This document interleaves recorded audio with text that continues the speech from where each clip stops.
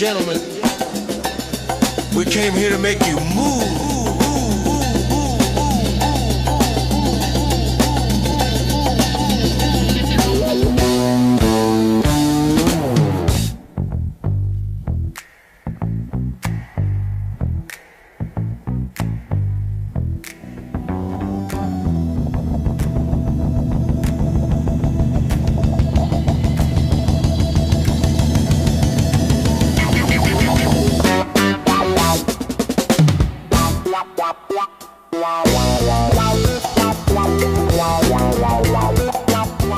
Welcome back, Stranger by the Hour, everybody. Episode 176, July 23rd. I just literally heard you say it, man. TBI, July 23rd. And well, real quick, I think before we kick it off, I would just like to start by saying that Israel has a right to defend itself. Yeah. You know, whatever they're trying to do is certainly the right thing. Of course, you know, and you know, we should definitely support them in all ways. And the reason why I'm saying this is it's looking like our military might soon essentially merge. Yeah. Well, it's a little more nuanced than that, but one more thing to add in there though. Tyler Robinson killed Charlie Kirk, and there's just no two ways about it. Forget. Oh, certainly. I mean, he had miracle bones in his neck, dude, like God bones. Yeah. And God gave him those bones. It is normal to pave over a crime scene almost immediately. Like just in the way that we immediately removed the rubble of 9/11. Like there was like dump trucks coming in like Die Hard 3 to remove that rubble, even though it was an active, like one of the biggest active crime scenes in forever.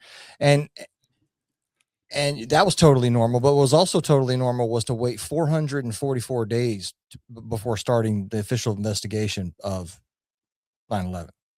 Well, that for sure, because it was obvious what happened. Why investigate? They found the passport. Well, they knew in 48 hours. I mean, I think they might have been saying that day that it was Osama bin Laden. Plus, we were busy invading countries that had nothing to do with it. You know, you can't be. That takes a lot of energy and effort and focus. You can't just be having investigations. The people that have to stage these wars are busy doing that, you know? Yeah. Okay. So the reason why we don't have a country anymore, basically, the most recent reason, okay, so there's still time tomorrow. So what's happening is the National Defense Authorization Act 2027, but, you know, being voted on now. Yeah. It has to go through so the House has to vote on it, which it did and was approved with this controversial section 219 in it. And then now it goes to the Senate, and the Senate has a chance to, like, you know, vote nay on it, which it definitely won't. And so then after both the House and the Senate pass the thing, then it gets like combined, because it's actually two separate bills. I don't know, it's confusing, but it doesn't matter. The gist of it is that it looks like it's going to pass. So one problem is it's $1.5 trillion. They had Hegseth. I saw clips of him basically yelling. You know, he's on the House floor yelling at all the government, telling them that basically the most significant threat to national security right now is the possibility that they won't give him $1.5 trillion to continue to. I saw some of his temper tantrums, and it's crazy. Like, go ahead and try to guess where any of that money went. They haven't passed an audit in 5 years, and there was one senator or somebody grilling him, kind of being like, "Hey, man, like, let's talk about Iran. How much are you estimating right now that Iran has cost in the 5 months you've been at it?" And it's like $37 billion, right? Yeah. But when he's given the potential cost for, you know, the guy was asking him, like, well, what's it going to cost total? You know, what are you anticipating total? And he's telling him $37 billion. Like, you know, that's the total, but it's really $100 billion when you add in the estimated cost of replenishment of munitions and stuff. So he's giving him the bill that's like basically takes us current to now or whatever, but doesn't include replenishing all the munitions. It's crazy. It's just all, you know, nonsense. But this NDAA thing that we're talking about is Section 219, and let me pull up just some stuff here. So what it does is Section 219 of the NDAA creates a U.S.-Israel Defense Technology Cooperation Initiative, directing the Pentagon to deepen joint development with Israel in missile defense, counter-drone systems, cyber, AI, et cetera, quantum computing, bio defense is in there. Just some really bio offense, by the way. Yeah, of course. Yeah, of course, right? So the morons that are, the boomers and the people in our government that are for this thing, that are advocating for it, their immediate defense is, we do this all the time. We already cooperate with a bunch of other militaries. We have NATO, we have defense missile technology, but there is no precedent for this. There's no other country, even the ones we share the most with, there's no precedence for this. There's another aspect of this that's specifically problematic. They're establishing this thing called an executive. Let me find the thing. Executive agent. Okay, so this gets into our military industrial supply chains being joined. Okay, so just let me read through this a little bit. So it directs the Secretary of Defense to designate an executive agent. This is a Pentagon official whose statutory job is synchronizing cooperative efforts to expand and accelerate bilateral defense, technology research and development, testing, evaluation, integration, and industrial cooperation. So under the DoD Directive 5101.01, an executive agent's authority takes precedence over other DoD component heads. Do you understand that? It takes precedence over other DoD compartment heads. So this DoD executive compartment, that means Department of the Navy, Department of the Army. That's right. Department of the Air Force. That means that this official could override determinations by offices like the Defense Technology Security Administration, all the component heads, and all this stuff, right? So no other ally, including UK, Japan, or Australia, has a dedicated executive agent in the Pentagon whose mandate is promoting the country's participation in U.S. programs. The other thing about joining the industrial base this way is it's going to give Israel a bunch of leverage. It doesn't give them like official veto power or anything like that, but it gives them this structural leverage. So, okay, let me just read. This is a better explanation than I can do. So let me just read it. Okay. So this unofficial veto, the structural leverage in the form of like an entrenchment veto. So once Israeli-made components are load-bearing in U.S. weapons programs, meaning once enough of their stuff that they produce is critical to our systems. So like once X a percentage of this missile system or that missile system or that jet is made out of Israeli components, they then have immediate leverage over our decision making. Yeah. Right. So they can condition things like aid, arms embargoes, our geopolitical relationships. So like, Israel is hell bent on the destruction of Turkey now too. Turkey's one of our allies. So this puts that in jeopardy. Like this, it's crazy. All this shit is crazy. Let me see what else this thing's saying. Okay. Then the intelligence sharing stuff. So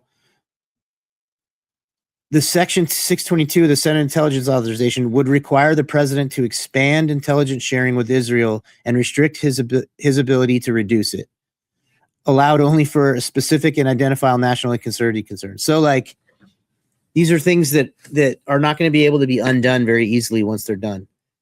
And we're talking about sharing, just one more thing, sharing intelligence with Israel. When I was spazzing out about this at work today, looking this all up, the other thing I found out was that the DIA a month ago raised the counterintelligence threat status of Israel from high to critical. Critical is the highest rating they have. It's like DEFCON 5. Yeah. So we're about to link our military and intelligence communities with people that are that represent the highest possible threat, counter intel threat. So let's talk about this logistics part real quick. That agent inside the Pentagon that can override department heads. So let's just say, for example, that we'll just say the Department of the Air Force, because they probably have the most, maybe the Navy, whatever, they want to invest 10, 20, 30 billion in some fucking SAP. That's a special access program for the folks at home. That is usually no foreign at the top secret special access program level, Yeah. Now they have to tell Israel what they're about to spend that fucking money on before. And Israel's like, yeah, like this is a back door into every single classified fucking, they already like. Yeah. Speaking of back doors, fucking have it with Pegasus and all this other bullshit, right? Exactly. That's exactly right. Straight, dude. They've already violated our trust and confidence at every turn. Now they're just going to have carte blanche to infect, dude. Whereas before they had to use espionage to get their hooks in, now we're basically just, what happened is this has become, there was some pushback over all this Israel stuff. Like, people in America aren't about it. They don't like Israel anymore. They don't like the IDF. They don't like what's going on in Gaza. They're starting to push back. They're starting to sweat all these politicians and making all these politicians that AIPAC has successfully compromised, either with compromat material or outright purchased, right? Their hard work over decades to get their hooks into our government is being undone by the pesky people of the country. And so this is it. This is the, nuclear option, basically, which should be a bold move, except our country is just going to sit. We're going to watch the World Cup. We're going to drool over ourselves, and we're going to watch as this happens. Dude, and that's probably why it was a good thing not even to bring it up and look at it. And honestly, I heard about it, I don't know, a little while ago. And I've looked into it 0% because it doesn't change the trajectory of my life. And I'm still going to do what I'm going to do despite what the beast does. And I already know, after watching the COVID debacle go down in the halls of the Department of Defense, these hoes ain't doing nothing. No, they're not. Nothing. And I'm personally fucking disgusted by that, dude. Like, I know sometimes our level of fucking dissatisfaction with the military fluxes and wanes, and I think I'm way over on one side of the needle than you are, or maybe I'm not totally away from where you are, but like, and I can easily break up like friendships with dudes I had a deployment with by, saying there's only 3 types of people in the military, the incompetent, which is to say you just don't know what the fuck is going on in the world, which I have sympathy for because that was me when I joined. But when I joined, I didn't have 20 years of a lost GWAT behind us. Yeah. And it's like, okay, so you're either incompetent, you're a fucking coward because you went through 20 years of the GWAT. You're a master sergeant. You're a fucking master guns. You're a fucking colonel now. You know why we fucking lost. Right? Like, they how can you not know? Like we ran a ticker on the bottom of our fucking Afghan episode from the cigar thing, like stating how much waste, fraud, and abuse it was. The ticker, I copied and pasted like a page of this shit, and it was just like a little one line thing, like this company caught stealing 5 million. This company caught stealing 20 million. Yeah. I remember that ticker. Yep. And it didn't stop the entire episode, and it wouldn't stop. I could have let that thing run for fucking 5 hours, man. So, dude, at the very top level. So guys that were with us, I'm like, look, you motherfuckers are just on your mortgage, bro, but I'm sorry you swore to defend the Constitution. And if you're not doing that, then we don't fucking need a military, dude. This is where I'm at. I'm at the same spot with. Okay, so this is an interesting time to be talking about this because for whatever reason, for the past couple of weeks, sometimes like this happens with me. I go in these cycles where I get interested in listening to these fucking podcasts with all these like SEAL Team 6 and Delta Force bros on it, right? Yeah. Or this Ranger guy, or that Ranger guy, whatever. Just episodically, like I'll fall into it, right? And the last time I fell into this rabbit hole, what I was interested in was about hearing like what these dudes did to like pass selection and their training. That's kind of like what I was interested in. Yeah. This time around, I'm interested in all these like war stories, right? So I'm listening to this like DJ Shipley dude for like 4 fucking hours, talk about all this like all these stone cold Navy SEAL debacles this dude's been involved in, right? And it's like I'm like, all right, dude, like some of the shit the guy's saying, like he has this perspective about like how taking the job seriously. And like, in some of it, I'm like, yeah, you know, like, and you can tell that he's becoming more and more mentally ill and destroyed by the stuff he's doing in the war. So I'm like listening to this guy like work his way through this long podcast, and he's being honest about like what a piece of shit human he's becoming, kind of, you know, he's like not dishonest about it, you know, and I'm like, all right, but he never gets to the point. So in all these battles, all these epic gun battles, and we're danger close, this AC-130 is like landing 40 mic in my front mag pouch. You know, I'm like, oh, fuck, you know, everybody's dead. You know, I got my dick blown off and I sewed it back on with my fucking issued sewing kit. Like, it's just all this shit, right? And I'm like, he never gets to the point where he's like, and none of it made a bit of difference. None of it made a positive difference in any way. It was the entire thing was a war crime and a tragedy. Now, I can say that, you know what I mean? And I have no problem with it because I've got to the point, because I'm not a little baby, that I know that it matters to me personally, to all that shit, because I was in it and I did it and it like affected my life. And like, but there's no way, like I'll let the biggest dirty commie on the planet can tell me straight to my face that the whole entire thing was a fucking scam and nobody should have any respect or admiration for the military. And I can agree with them to an extent, but again, like but there's levels to it. You know what I mean? Like, you know, it doesn't undo like the effort you put in or the skills that you had or any of that shit is all still there, but you have to caveat it with the reality that sits on top of the whole thing, which is that you were doing it on behalf of a runaway criminal organization. And if you can't be honest about that, then I don't care. Okay, dude, cool war story. Who gives a fuck, dude? Like, gangbangers have war stories. They can tell you about a time they got in a shootout with the fucking 16th Street Crips, and, you know, he had to break cover behind his fucking Dodge Charger to go pull fucking little Quan out of a fucking ditch. You know what I mean? Like, I could hear a similar war story from other guys involved in crimes, you know? Dude, you know who's got probably the best war stories right now?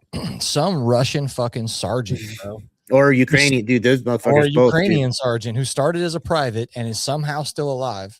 Oh, like, if you're still on the fucking chessboard over there and you've been in it the whole time, I want to hear about that shit. Dude,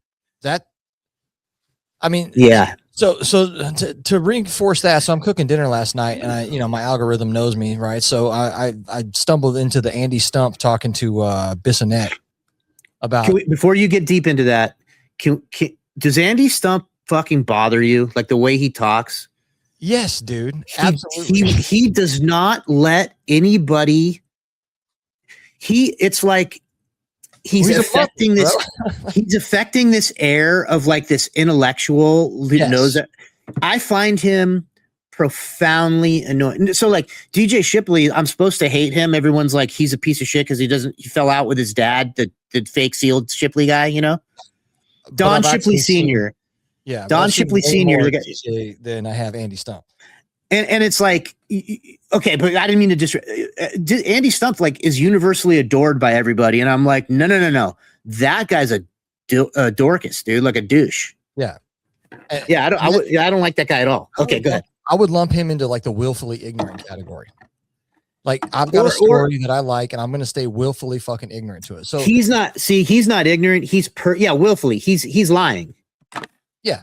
Not about the details of his combat or anything. I just mean about the fact that he knows the whole thing's a fucking scam. Bro, the SEALs are a fucking criminal organization. They suck, dude. I've never been one to pile on the SEALs, but I've just invested a bunch of time here in SEAL stories, and I'm like, bro, you guys can go ahead and you could take a stab at planning something one of these times, and maybe it wouldn't end in an absolute outright fucking tragedy, dude. Dude, there was 2 retired Marines working at Special Warfare Group 8. Oh, that's right. I forgot you worked there. I was there, right? 2 highly respected former Marines, right? Yeah. One was a enlisted officer. Enlisted guy, master guns. Ain't gonna put nobody's name out there because they probably still fucking work there. And nobody listens to us anyway. Who gives a fuck? But they were there helping their SRT guys plan, dude. Like their Yeah, I mean that's who makes up Group 8. You know, they took the regular SEALs only want to do DA, so they took all their SR guys and they stuck them in like a whole different fucking regiment for our battalion. Whatever the structure is, I don't care, dude. And every dude always, man. So I was there working technology geek shit, right? And so every time I'd pass one of these dudes in the hallway, they'd be like, "Bro," like, yeah. And they're planning all this creepy, sneaky, lame shit against people who have like rolling artillery barrages in front of them. I'm like, anyway, so let's circle back around to fucking Andy Stump, dude. Yeah. Because it touches back on what you were just saying. So these assholes are discussing, obviously, the dude who says he shot bin Laden is suing the Delta Force guy. Because, you know, Brent. It's because none of these fuckers have anything better to do with like the Epstein list. Like the general collapse of the fucking country they allegedly fought for. They ain't got time to look into it for a fucking second, right? So they're talking about who shot bin Laden up there, right? So everybody knows who knows somebody there. That nobody says that O'Neill. If you know anybody in SEAL Team 6 and you talk to whatever, none of them say O'Neill shot that guy. They all say the point man shot that guy. Yeah, right? That's the story you'll hear if you got a homie that fucking works behind the fence, right? And so they're going through it, right? And Andy's trying to say, Andy's one of those dudes who's dick riding the fucking Navy SEAL wave, right? And so he can't have, like, you can tell kind of in the conversation, he's trying to come to some middle ground where like they just kind of like make it okay. This entire, they all shot him. Yeah, that this entire debacle happened, right? When really what they should be talking about is that shit went down in what, 2011? Something like that, yeah. And the war went on for another 10 fucking years, bro. Yeah, who cares if you shot him? It meant nothing. It stopped nothing. We sent 24 of the second highest trained dudes in the fucking military to kill like a 54-year-old man and his family. Hey, if that's even him, dude. Like, there's a lot of weird. That's a lot of weird. Like, where's his body? Oh, well, clearly we flew it onto a boat and dumped it in the water. Yeah. Oh, you did? Yeah, we didn't want to make his gravesite a place for martyrs to go chill. Did you ever? Why? Why wouldn't you want a place to? Okay, we didn't bury him because we didn't want to make a martyr out of him and have a place where like terrorists could come coagulate and like worship. Like, why? Well, couldn't you just periodically drop a JDAM on that place if you felt like it? Like, what are you talking about? You put an antenna in a fake rock that slurpees up all their. Why wouldn't you do exactly? Why wouldn't you do exactly where their network goes? Of course you would, dummies. No, we put him in the ocean. Okay, good job. Right. If anything, they gave his fucking body back to his family. If I was to believe anything, about that shit, they like us and the bin Ladens are homies, dude. Oh, big time. That's why, like, there's all that shit about his family. No one else in the country could fly, but his family members that were in the United States were fucking spirited out of the country, like in the days after 9/11. Yeah, weird. Yeah. So I don't think anything's going to happen, dude. I tell you what I do think is going to happen is, boys, if you're in the military now, guess what, homies? Your asses are probably going to the Middle East. Well, it's looking like it. And, you know, I commonly say, you know, I take a softer line on the military guys than you do normally, where I'm like, yeah, you know, as long as a person understands what they're doing. If someone's like, yeah, I know we're the bad guys at this point and yada, yada, but I just gotta, like, I've always wanted to, I can't picture myself doing anything else. Then I kind of get it still, but this adds a new layer to me where I'm like, I don't know, dude. Like, you really wanted to, you couldn't go do I do get it though, because, dude, everything else sucks. That's the problem with the military. For a certain type of person, it's like the only job. Like, once you get it, it's like, dude, okay, so 9/11, right? Even if somehow I totally bought it, obviously, but even if I somehow like looked at it and was like, I don't think that's real, I would have been like, I don't think that's real. but I'm going back to a sniper platoon immediately because I need to get me on a roof right now. Because, it was like I'd done all that stuff to like basically sold my soul to become a sniper, and I'd never zapped anybody with a sniper rifle. And it was like something I thought about 11 times a day because I'm insane or something. People poke fun at that movie, maybe because Jake Gyllenhaal's in it or whoever wrote it. Or that part where he freaks out about, yeah. I mean, but that's not unrealistic. I didn't. So it's funny about that. Like that book came out while we were in the invasion of Iraq. And I got a hold of a copy of it, like from when we were retrograding, like I got my hands on this book. I was somewhere, like we were getting ready to fly back. And this like Marine, like this staff sergeant that I didn't even know had it. Like I saw him, not even in 2-1. He was like some dude. And I'm like, oh shit, I heard about this book. And I'm like, is it any good? And he's like, this book fucking sucks. It's such bullshit. It's a disgrace to the Marine Corps. It makes us sound like a bunch of fucking assholes. I'm like, mind if I? So he was not in the infantry. Nah, he's some loser. And so like he gave me this book. And so I read the whole thing in like 3 hours, dude. Like I just ate it up. And in the movie, you know, he makes it, they look super gay, melting down like that, like, I didn't get to shoot anybody, you know what I mean? But in the book, it's a bit different. But like, dude, I found that book to be very, very, very accurate as to like what it's like to be in specifically like in the Marine Corps. Cause I was at the tail end of like, if that time that book was written in was like an era, I came in at like the tail end of that era. Like I came in right after like Gulf War I, you know? And so like, that kind of Marine Corps was still like what I kind of got jumped into or whatever. And so I got it. And like, I think that book is very accurate. I felt the same way about Generation Kill, and I never read the book. Oh, for sure. I just watched it took me till 2010 to actually watch the HBO. It's really good. And I'm like, yeah, that accurately represents the clusterfuck, which was all. Yeah. Which, and again, like not to derail, but like, okay, so it's all part of it.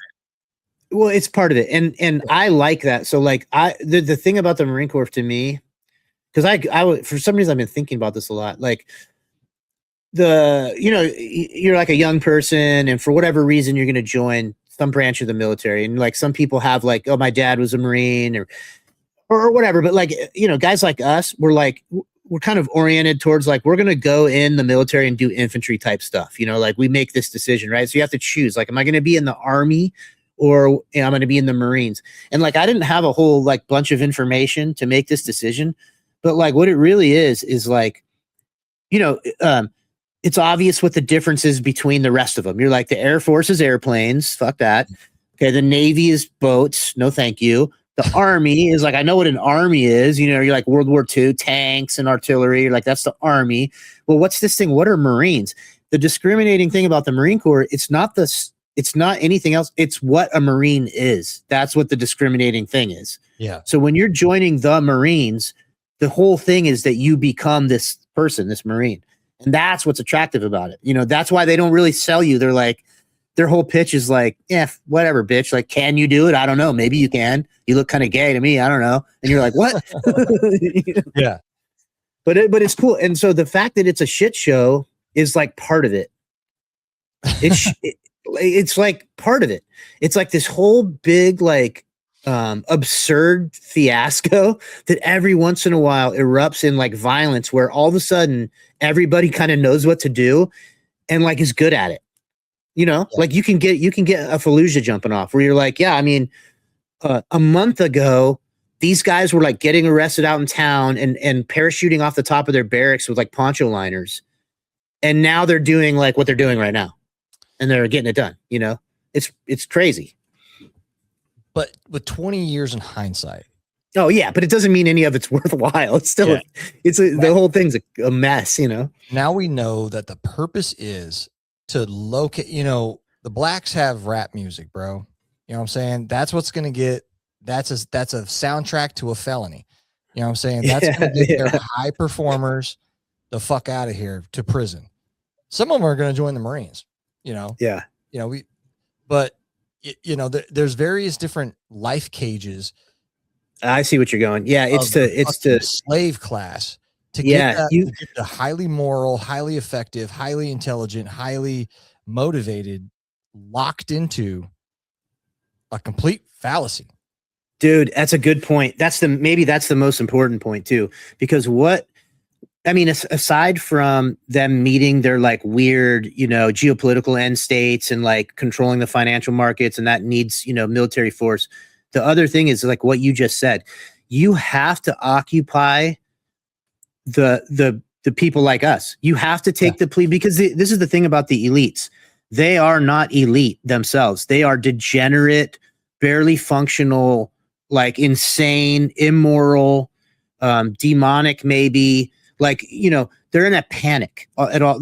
To be an elite is to be in a state of panic. It's a state of unrest. You're at the top of the mountain and you don't deserve to be there. And if everybody knew who you actually were, the moral thing to do would be to pull you off the mountain and kill you and scatter your limbs to the fucking 7 corners of the world so you couldn't reconstitute in the afterlife. Like, that would be the moral thing to do. That's how reprehensible these people are, Yeah. And so, better to, you're right. Occupy the blacks with, first of all, incarcerate all their fathers, have them grow up with materialistic single mothers, and make sure the only cultural expression they're allowed to have degenerates their women and pushes their men towards violence. Boom, done. Thanks, Israel. Yeah. And then the whites, dude, the whites just need the cornfields of Ohio. Bro, the whites just need violence and a medal when it's over. Yeah, dude. They need to be told that they're the good person. Yes. And they're doing it for Christ. Yeah. Or they're protecting, or the Muslims over there are mistreating their women. yeah. And I'm like, hey man, aren't all of ours on OnlyFans? Like, I don't like. Yeah, dude. That's sign number one that you're in big trouble, dude. If you find that you all of a sudden have a rabbi, bro, dude, start looking to change your name from Prince to a symbol. See if that gets you out of it. You hear that? You hear that, U.S. military? If you start looking around, finding you have a rabbi. Oh, dude, that will be, bro. What if we start seeing changes to? Here's the changes I predict. Oh, this would be a funny, dude. I could have a lot of fun with this. Changes that Aaron predicts will happen to the U.S. military. Change number 1. Full penetration hardcore pornography magazines are magically back in the PX immediately. That's step 1. Okay, I dig it. OnlyFans, it becomes an MLS too. All military, all enlisted military are assigned a rabbi upon check-in. Well, no, they'll be like the battalion rabbi, or like the battalion rabbi, the division, and he'll be above all the other chaplains. And shit. Dude, and the battalion rabbi will have a thing that looks like the Miles, the God gun from the Miles gear, but it's just like you're not wearing any Miles gear, and when he points it at you, you just get an electric shock. Man. Oh, dude. I mean, I'm pretty certain these boys are about to get. Why? You know what else might happen is it might also be the precursor to a draft. Because check it out, man. What is there like? How many people are there in Israel these days? Who knows? Maybe 12. Not a lot, dude. Well, who knows, dude? They say 8. They say there's only like 12 million Jews total. I thought it was 16 total. Oh, you're counting the tunnels? Okay. I don't know. Well, that's just counting the non-cryptos. There could be way more. Yeah, dude. Like, but I guess what I was getting at is like, there's no way they're winning a fucking war against a country with 91 million people that looks like Mordor. No, that ain't gonna happen. So, bro, and they want to fight Turkey. No, Turkey has all kinds of military tech, and I don't know if their actual military is good, but their military propaganda videos are sick. Düşmez kalkmaz bir Allah, aklımı sen koru ya Rab. Hep dolu gezdim mahallemde sorma, geçecek bir gün elbet bu yaşlar. Sen bize sabır ver Allah'ım, hepsinin abisi mafya. Geçeriz bir gün elbet bu candan, vallahi taş üstünde kalmaz. Madem öyle çekinme söyle, sen anlamasan da bu bizde böyle. Gözüm korkmaz gördüğümden, oğlum yürü Gidiyorum her zaman aynı yönde devam. Dur ne zannettin, seni ben değil Allah affetsin mal. Tamam sensin özelsin, zora gelmeyen kendine gelsin. Vay vay vay vay vay seni lale lale, düştük ne hale hale. Başa bin bela geldi geldi, sen gelmedin halen halen. İki takılalım bela, dedim neden olmasın ki fena. İki takıldık fena, geldi buldu bizi bela. Düşmez